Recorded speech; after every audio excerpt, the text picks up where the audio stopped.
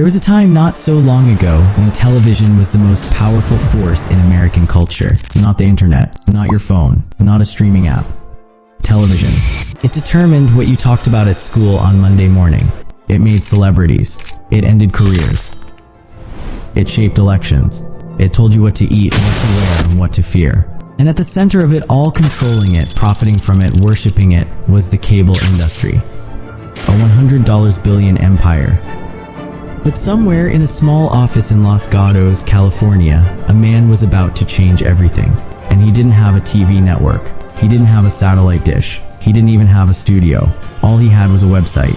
And a very, very dangerous idea.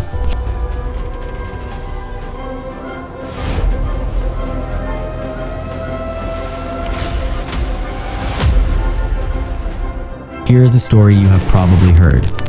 But stay with me because the detail most people miss is the one that actually matters. The year is 1997. Reed Hastings returns a VHS copy of Apollo 13 to his local Blockbuster video store. He is 6 weeks late. The fine is $40. He is humiliated. And on the drive home, an idea begins forming in the back of his mind. What if you could rent movies by mail? No late fees. No deadlines. A flat monthly subscription and the movie arrives at your door. In August of 1997, Hastings and his co-founder Mark Randolph launched Netflix as a DVD by mail service. They mailed a disc to themselves as a test. It arrived intact. They took that as a sign. The first year was brutal. They had 900 titles and zero infrastructure. They were operating out of a converted warehouse in Scotts Valley, California. Every morning, employees hand-stuffed red envelopes. Every afternoon, they drove to the post office. In the year 2000, in a meeting that has since become almost mythological in Silicon Valley circles, Hastings flew to Dallas to pitch an acquisition to Blockbuster. He asked for $50 million. The Blockbuster executives laughed him out of the room. By 2010, Blockbuster filed for bankruptcy. The company that once had 9,000 locations and 60 million customers had been reduced to a footnote. But here's what that story doesn't tell you. The DVD mail business wasn't where Netflix was going. It was just where Netflix had to start. Because Reed Hastings had already seen something coming that the entire entertainment industry was desperately trying to ignore. While the cable companies were counting their billions and Blockbuster was expanding its empire, the internet was quietly growing up. In the early 2000s, broadband internet began spreading across American households. It was faster than dial-up. It was always on. And it opened a door that no one in the traditional media world wanted to think about. What if you didn't need a cable wire to watch television? What if the content could just travel through the internet? Reed Hastings saw it before almost anyone else in his industry. As early as 2005, he was telling journalists and investors that the future of Netflix was streaming. Not DVDs. Streaming. Delivering video content directly through the internet, instantly, on demand. The cable companies saw it too. But their reaction was not innovation. Their reaction was denial. And then something more dangerous than denial. Complacency. And while Comcast was holding shareholder celebrations, Netflix was running an experiment. A small, almost invisible button on their DVD website.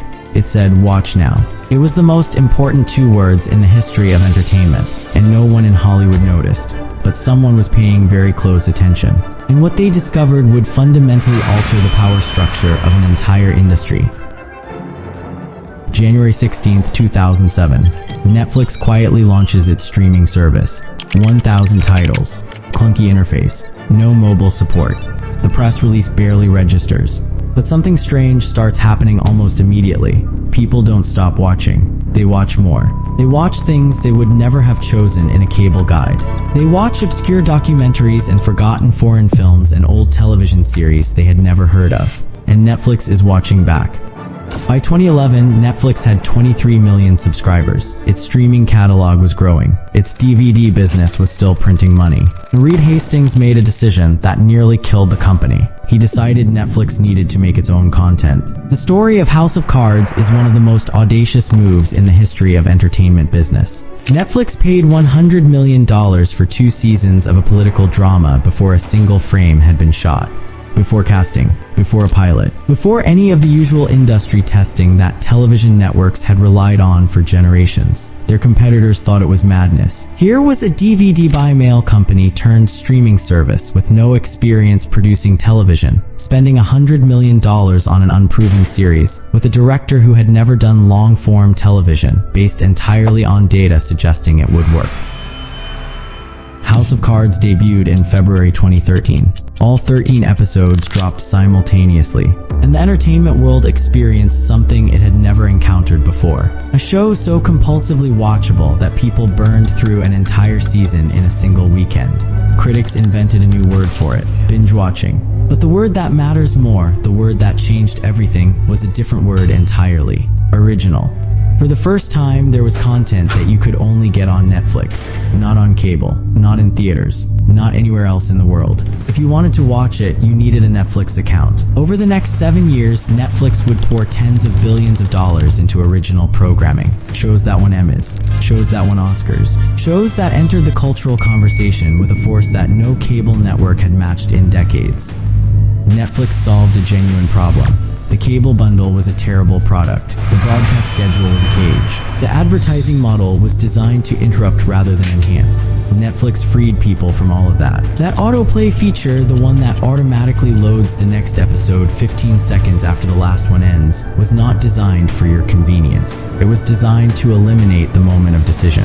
By 2022, the streaming wars had reached a kind of exhausted standstill. The word that was appearing everywhere in industry reporting was one that Netflix had once made look impossible: churn. Subscribers were leaving Netflix, not in massive numbers, but leaving, cycling between platforms, subscribing for a month to watch one show, canceling, subscribing somewhere else. In April of 2022, Netflix announced it had lost 200,000 subscribers in a single quarter. Its stock fell 40% in a single day. $38 billion of market value, erased in hours. Wall Street called it a catastrophe. Some called it the beginning of the end. But what it actually was something more instructive than either of those things. Netflix responded the way all companies respond when growth stalls. It introduced a cheaper, ad-supported tier. It cracked down on password sharing.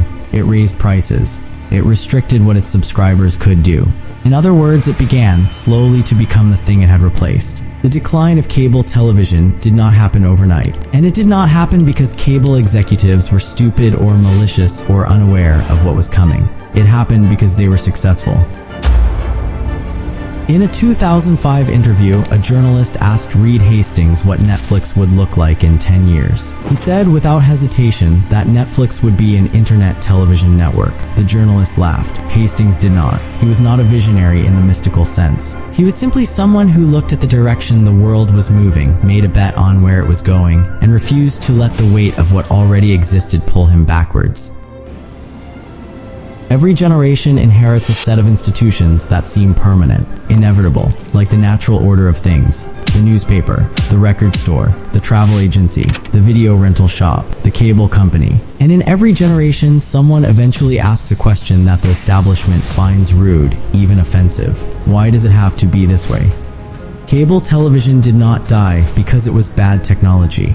It died because it served itself first and its audience second. And audiences, given any viable alternative, have always had the same response to that arrangement. They leave. Reed Hastings once said that Netflix's greatest competitor was not Hulu or Amazon or Disney. It was sleep. He was making a joke, but underneath the joke was a confession. Netflix was not in the entertainment business. It was in the attention business.